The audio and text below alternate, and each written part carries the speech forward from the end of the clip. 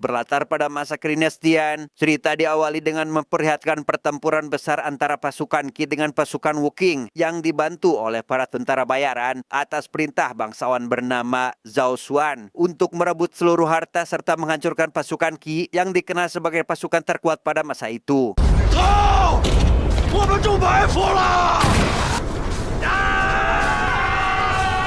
Dan kisah akan berfokus pada seorang mantan prajurit pasukan Qi bernama Gu Bei, di mana ia menjadi salah satu prajurit yang selamat dari ratusan prajurit yang gugur. Namun meski begitu, kini ia tidak dapat berjalan normal dan harus kehilangan penglihatannya.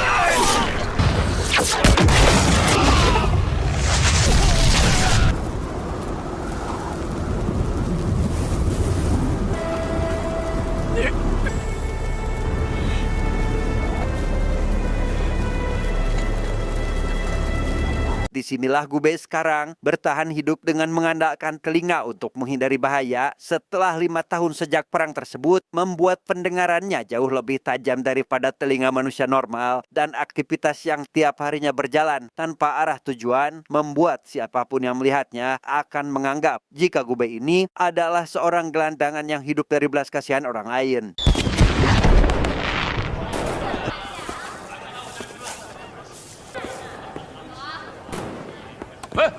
Singkat cerita, Gu Bei yang saat itu sedang beristirahat di halaman rumah mewah mendapat teguran dari seorang pelayan dan memintanya untuk segera pergi, di mana pemilik rumah yang bernama Lan segera menahan Gu Bei dan meminta si pelayan agar membawakan bubur ayam kepadanya. Saat sedang menunggu bubur, gadis kecil yang diketahui adik dari Lan tampak tertarik pada boneka kayu milik Gu Bei, di mana hal itu membuat Gu Bei teringat anaknya di masa lalu hingga ia memberikan bonekanya pada si gadis setelah Gu Bei menerima bubur ayamnya. 送给你，谢谢叔叔。大小姐，小心烫。 Gu Bei yang merasa kenyang setelah makan bubur mulai mengantuk hingga akhirnya tertidur lelap, dan setelah tidur dalam waktu yang cukup lama ia terbangun karena mimpi seolah ada pertempuran hingga Gu Bei yang memutuskan untuk memeriksanya lantas menyadari adanya pembantaian dibuktikan dengan darah yang ia temukan pada leher seseorang.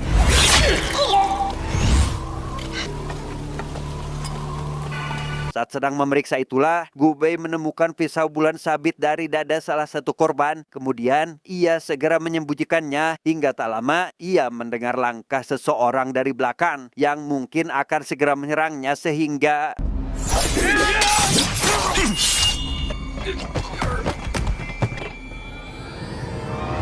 Keluar dari ruangan tersebut, Gu Bei dihadapkan oleh para bandit yang tengah menjarah harta warga, dan di sana ia menyadari keberadaan seorang putra sulung Zhao bernama Nanzu atau salah satu orang yang terlibat dalam penyerangan 5 tahun yang lalu. Dan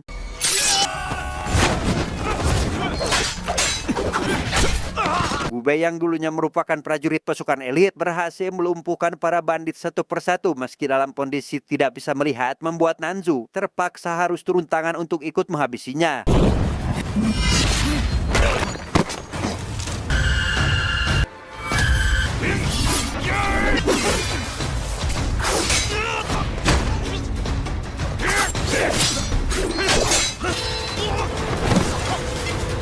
Setelah Nanzu berhasil dibuat tak berdaya, tiba-tiba seseorang muncul sambil menjadikan Lan sebagai jaminan, membuat Gu Bei yang menyadari jika wanita yang meminta tolong adalah orang yang memberinya bubur, sehingga ia lantas menghentikan aksinya itu dan...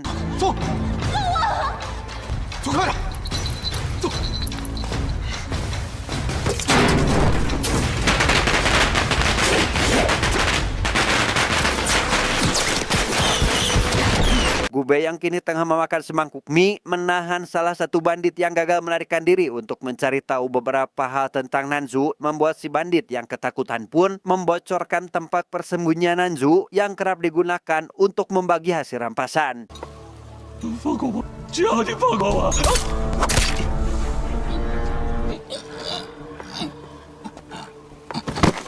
Tiba di lokasi yang dituju, Gu Bei memasuki tempat tersebut dan mendapati para bandit lain sedang membagikan hasil rampasan mereka dan...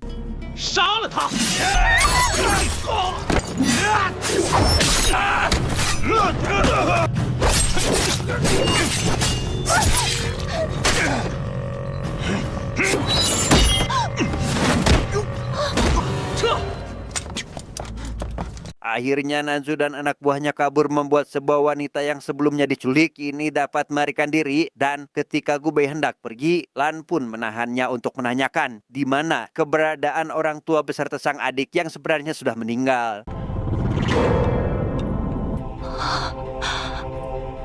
Di makam keluarga Lan, Gubei memperlihatkan pisau bulan sabit yang ditemukan di rumah Lan, hingga hal itu mengingatkan Lan pada seseorang yang mendatangi ayahnya untuk membeli mutiara Dingyam. Namun karena sang ayah tidak ingin menjual barang tersebut, mereka malah mencuri dari keluarganya. 再会。为什么？为什么？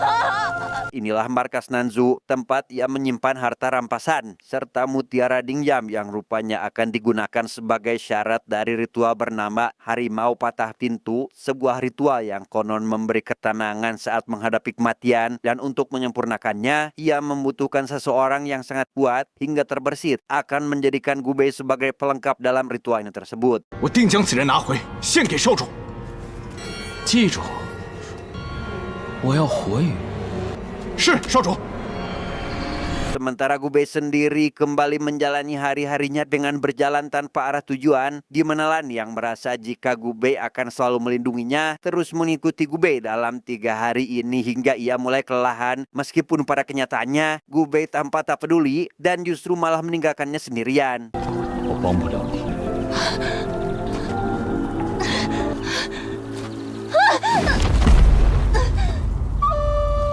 Pada malam hari, Lan terbangun dari pingsannya dan mendapati Gubei ada di sana. Sadar dirinya diselamatkan lagi, Lan justru marah karena sebenarnya ia ingin mati agar bisa kembali bersama keluarganya. 为什么不让我死了？ 此事也可不了了之。 Keesokan harinya Gubei dan Lan pergi ke pasar untuk menemui peramal wanita bernama Suyi, seorang dukun yang dikenal mengetahui apapun di wilayah itu. Yang di sana Gubei menunjukkan pisau bulan sabit dan menanyakan tentang siapa pemiliknya. Dan ketika si peramal melihat pisau tersebut, ia pun memberitahukan semua hal tentang Nanzu, termasuk keberadaannya saat ini. 知晓此人所在何处？ 这些年不知怎么了，他们四处命人搜罗奇珍，这才盯上了你那小情人家的定颜珠。此人现在何处？ Selesai berkonsultasi, Gubei tak menemukan keberadaan Lan di sekitar meskipun sudah menggunakan 100% pendengarannya, di mana ia kesulitan menangkap suara anting Lan karena kondisi pasar yang saat itu sedang ramai. Hingga tak lama, Lan pun muncul tanpa memberitahu dari mana saja ia pergi. 你去哪儿了？ 先不告诉你，我们先回去吧。 Rupanya si peramal lebih dulu bersekongkol dengan Nanzu yang memang sedang memburu Gubei, dijanjikan hadiah 1000 tael perak atau setara 12 juta rupiah, hingga demi menjaga hubungannya dengan bangsawan Huking, ia pun memberitahukan keberadaan Gubei kepada para pasukan Nanzu. 我们绣春坊打开门做生意， Di sana, Gubei memberitahu Lan bahwa saat ini Nanzu berada di kota Donghe, tengah mengumpulkan harta langka termasuk mutiara Dingyan milik keluarga Lan, di mana Gubei yang berencana pergi ke sana sendirian, meminta Lan untuk menunggunya saja. 那我呢？ 什么也别做。 Sebelum pergi, Lan memberikan Gubei gelang kapel yang rupanya ia beli di pasar tadi siang. Gelang tersebut dipakai agar Gubei bisa mengetahui keberadaan Lan lewat suara loncengnya. Namun di tengah perbincangan mereka, tiba-tiba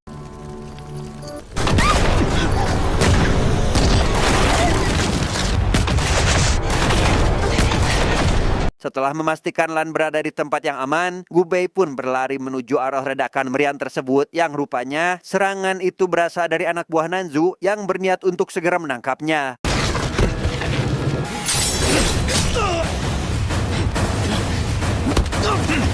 Dengan mudah Gubei menghabisi seluruh anak buah Nanzu kecuali salah satu orang kepercayaannya untuk diinterogasi, di mana si anak buah diam-diam mengeluarkan pistol berharap Gubei tak menyadarinya, tetapi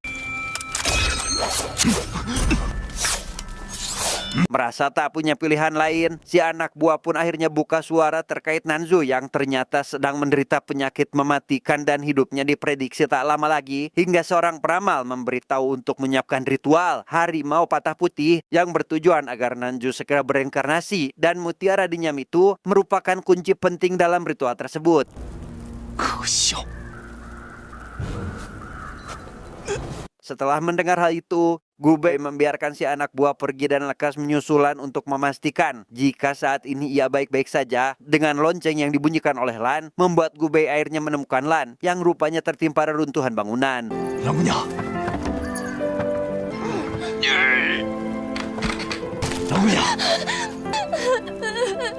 Berdasarkan pengakuan si anak buah, Gubei mendatangi si peramal yang dicurigai sedang merencanakan sesuatu untuknya, yang di sana si peramal tersebut menyerahkan modal balas dendam untuk Nanzu, yaitu sebuah peta lokasi istana besar yang konon dijaga ketat dan dipenuhi lapisan perlindungan. Hingga sebelum beranjak, Gubei meminta tolong sekali lagi untuk mencarikan teman lamanya. 我们就可以到了。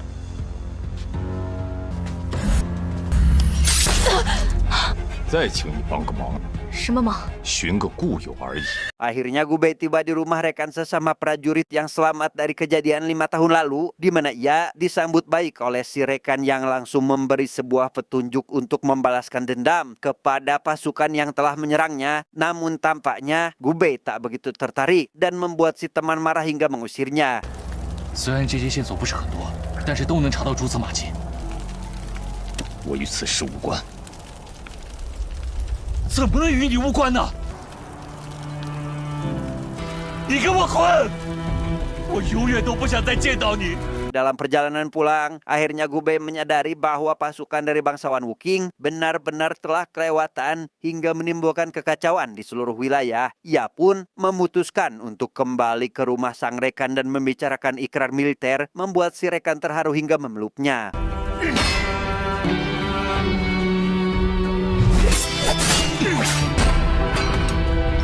大哥，大哥，你终于回来了！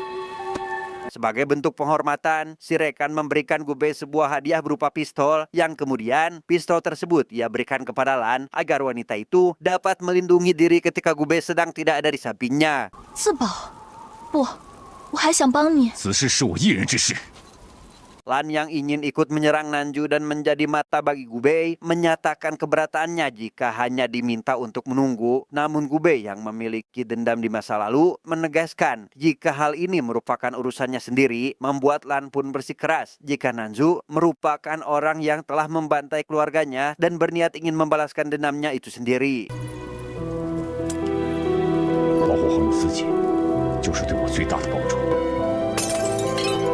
Mendengar suara pecahan kaca, Gubei dan Lan menemukan Suyi yang tampaknya sakit dengan luka di leher, hingga Gubei memberikan obat dan meminta agar Lan untuk segera mengobatinya. Sementara Gubei sendiri mulai mempersiapkan penyerangan esok hari dengan mengasah pedangnya hingga tajam.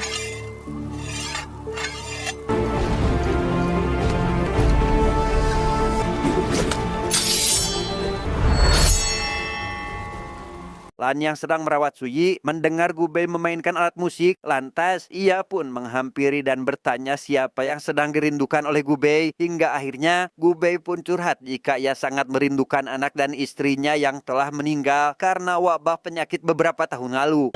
他们再也听不到了。他们在天之灵一定听得到。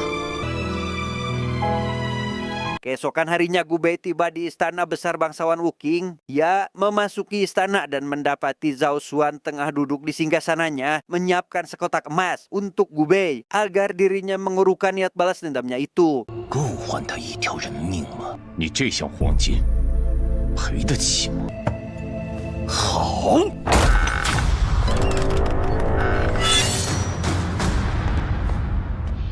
Semua prajurit di sana memanfaatkan kelebihan telinga Gubei yang sensitif dengan membunyikan banyak lonceng, membuat Gubei tak mampu mendengar suara dari gerakan pedang, bahkan tak bisa memulai pertarungan hingga entah apa yang terjadi kepadanya.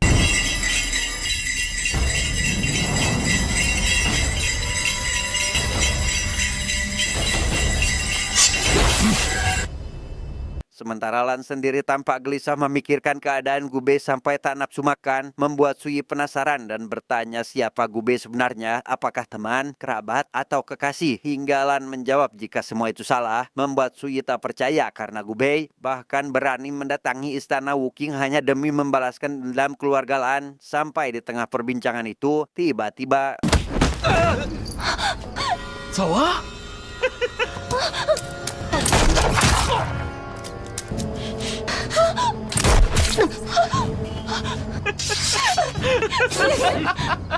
Disinilah Gubei sekarang dengan kondisi terikat karena sebentar lagi akan dijadikan objek ritual. Tak lama, para petugas lain membawa Lan dengan kondisi matanya telah buta, membuat Gubei yang menyadari keberadaan Lan hanya bisa marah karena dirinya tak bisa berbuat apa-apa. 人生在世，唯图财色。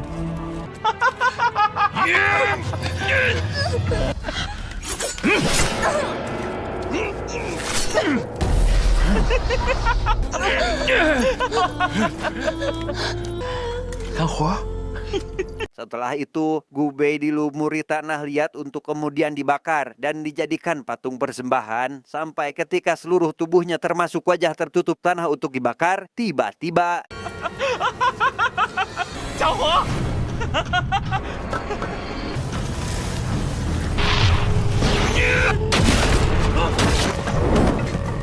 Entah hodam apa yang dimiliki Gubei, semua orang di sana terkejut karena kemampuan Gubei yang di luar nalar bisa bangkit dari bawah tungku dengan kondisi sudah menjadi patung dan...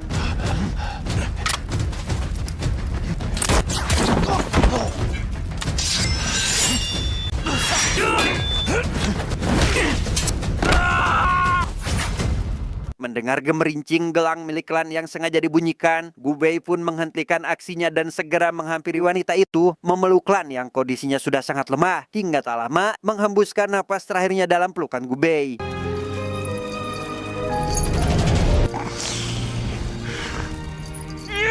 Dengan amarah yang membara, Gubei segera menghampiri Zhao yang sedang mengamankan Nanzu karena penyakitnya tiba-tiba saja kambuh, di mana Zhao yang menyadari Gubei akan segera menyerangnya, mencoba menjelaskan jika kejadian 5 tahun lalu itu atas perintah bangsawan yang lebih tinggi darinya. Tentu Gubei merasa tak percaya sehingga...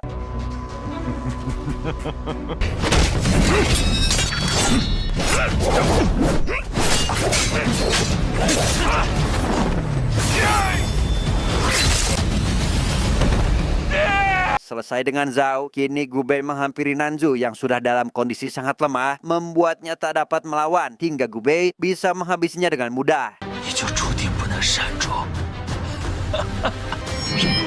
不要，不要！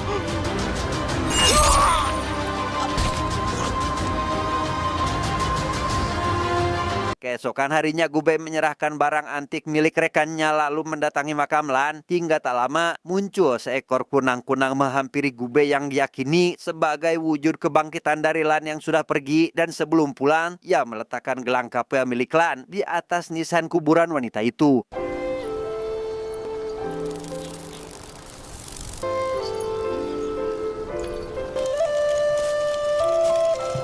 Tamat, endingnya sangat membagongkan.